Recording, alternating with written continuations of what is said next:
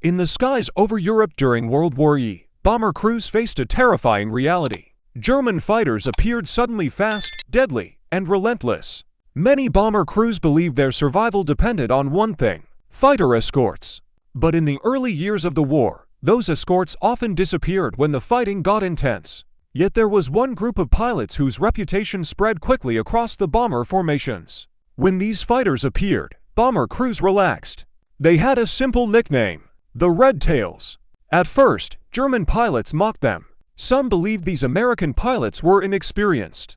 Others believed they would run like the rest. But after months of combat, something surprising happened. German fighter units began recognizing the red-painted tails of these aircraft, and many of them learned it the hard way. The Red Tails were among the most disciplined fighter pilots in the war. To understand the story of the Red Tails, we must begin in a divided America.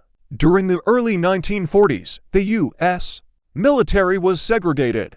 African Americans were rarely allowed to become combat pilots.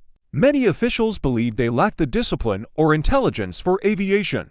But pressure from civil rights groups and politicians forced the government to reconsider. In 1941, the U.S.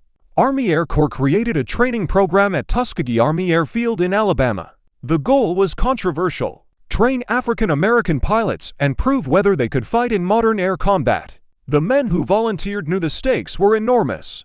If they failed, the military would likely end the program forever. If they succeeded, they would rewrite American military history. The first class of pilots began training under intense scrutiny. Everything they did was watched.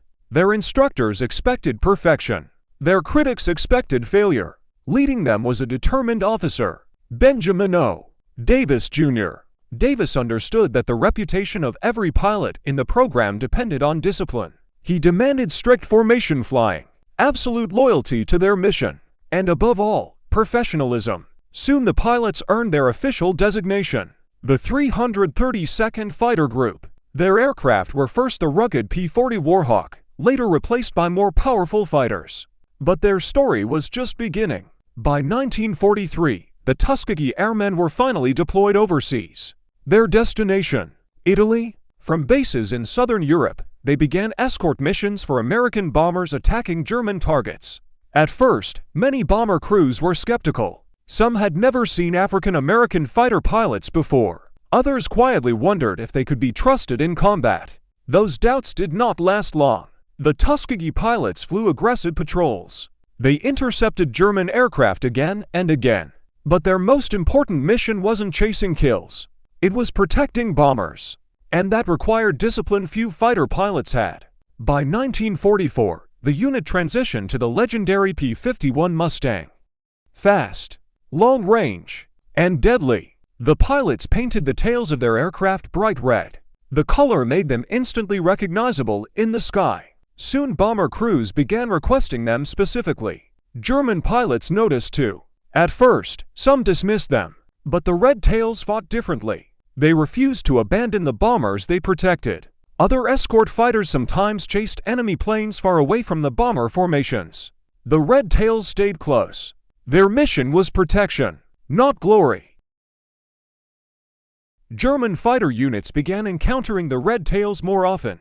At first, they assumed these escorts would behave like others, lure them away from the bombers, break their formation. But something unusual happened. The Red Tails refused to leave. When German fighters attacked bombers, the Tuskegee pilots intercepted them aggressively. Dogfights erupted across the sky. Within months, the 332nd Fighter Group began accumulating victories. Dozens of German aircraft destroyed, more damaged, more driven away. And the bomber crews noticed something remarkable. When Red Tails escorted them, losses dropped dramatically. The reputation of the Red Tails grew with every mission. Bomber crews told stories about them across airfields in Europe. Pilots who had survived dozens of missions spoke about one thing: when the Red Tails showed up, German fighters stayed cautious. The numbers told the story. The Tuskegee Airmen flew thousands of escort missions. They destroyed over 100 enemy aircraft in combat. They strafed airfields, destroyed trains and vehicles, and protected hundreds of bombers. Their success shattered the racist assumptions that had created the program in the first place. These men had proven themselves among the finest fighter pilots in the U.S. Army Air Forces. By the end of World War I, the Tuskegee Airmen had become one of the most respected fighter groups in the American military. Their achievements helped change the U.S. Armed Forces. In 1948, the American military officially ended racial segregation. Many historians believe the combat record of the Tuskegee Airmen helped make that change possible. Today, the red tails remain symbols of courage and perseverance. Men who faced two battles at once. One in the skies over Europe, and one against prejudice at home. In both fights, they refused to back down.